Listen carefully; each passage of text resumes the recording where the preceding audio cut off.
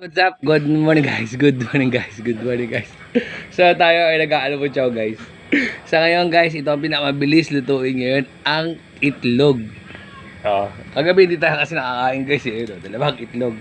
Diba? So di tayo nakakain kagabi guys. At sila may kasiyahan dito. Meron tayong tsaa. So kahapon kung makikita nyo, meron ditong handaan guys. Nagkainan sila. Parang birthday nung pamangkin ni Inday at saka sabay yun eh, yung 5th year anniversary, death anniversary nung tatay ni Inday. So kahapon kompleto sila dito. Kain yan. So ngayon back to work na tayo guys. Mga 15 days na data to. Ang galing ng itlog oh. Guys oh. Oops. So magdadatingan na yung ating mga kako construction worker guys.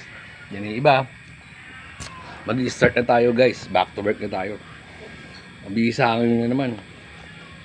So nangyari 2 days tayong naging pahinga. May ibang nagtrabaho kahapon guys. Yep. Ano? Itlog lang yan guys. Mabisa. Mabisa ang itlog. So back to work na tayo guys. May nakakain ang gabi. Mag-iinuman dito. Lahat sila. Masaya.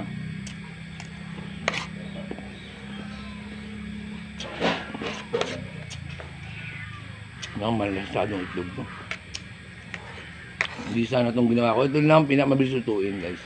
Yung mga lutuin dyan, eh, tamad.